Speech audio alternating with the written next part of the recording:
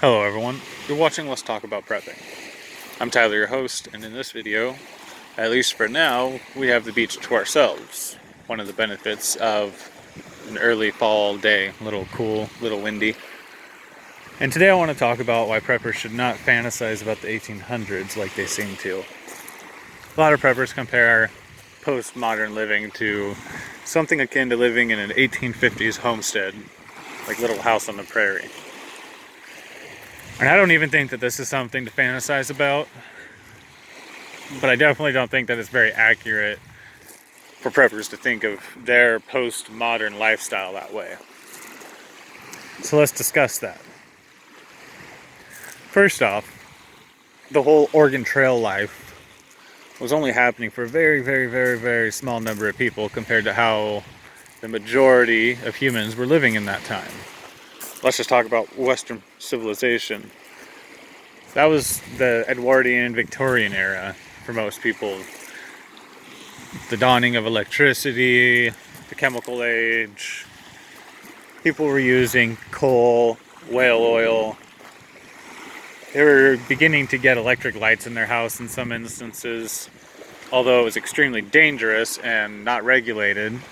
And there were just many consumer products that were meant to bring people into the modern world to maintain a modern lifestyle, but which were just extremely deadly and dangerous in general.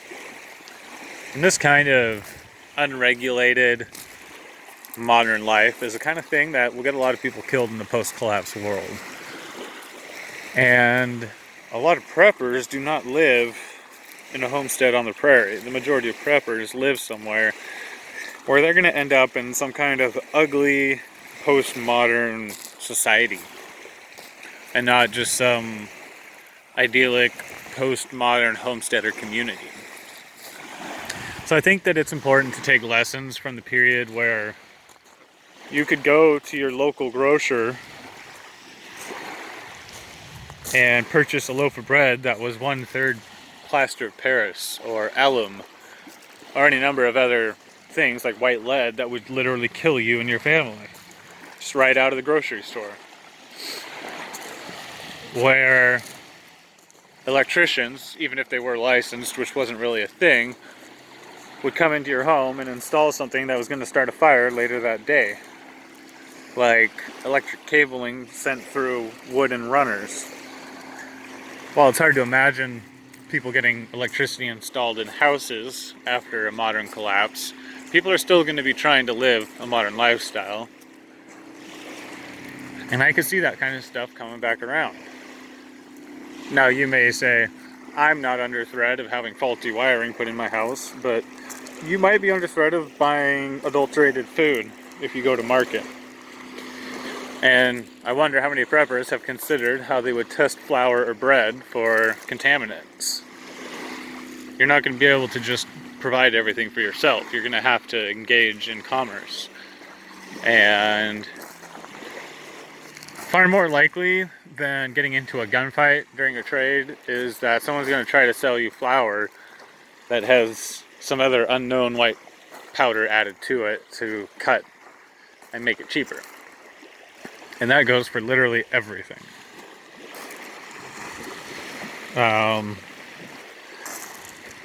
Medicine.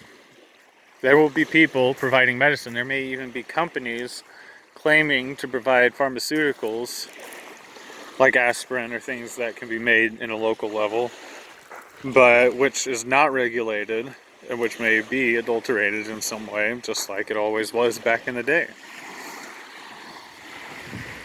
Even if you want to talk about living the Oregon Trail, Little House on the Prairie lifestyle in a postmodern collapse, that's pretty inaccurate.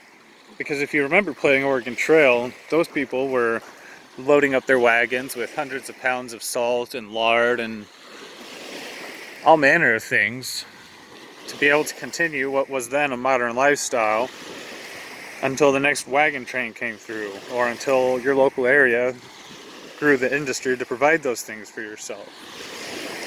Some of these are things which are not readily available to a family nowadays. So while the modern grid makes it in some ways easier to set up a grid independent lifestyle, there are some things that were easier to attain and to achieve back then because the infrastructure existed where it doesn't now. So even living the home on the prairie Oregon Trail lifestyle is actually not the equivalent of just losing the modern grid, because they actually were supported by their own modern grid, but it took planning and foresight to be able to do what they did. So it's misleading to think of the homesteading lifestyle as something that you can just drop the things that we have now and go achieve, or that you can even really just set it up hoping that one day when the grid goes away you'll be self-sufficient, because there was never such a thing as self-sufficiency on the prairie or in the homestead out on the country, out on the frontier.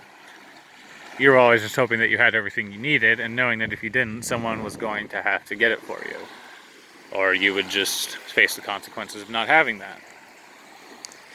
But again, even that is ignoring the way that life was for the majority of people at that same time, because the majority of people were essentially in a rat race of trying to find modern life and modern convenience, and finding a lot of death and injury along the way. And I think that that pursuit of the same thing is going to have drastic consequences for people in a post-collapse situation. I think that there needs to be more conversation about this instead of just talking about trying to replicate what we see as a pretty modern off-grid lifestyle, because there are a lot of different ugly situations that we might find ourselves back in that are not just quite so idyllic. Anyways, love to hear your thoughts on that. Hope you're all doing well. Everybody, stay safe out there.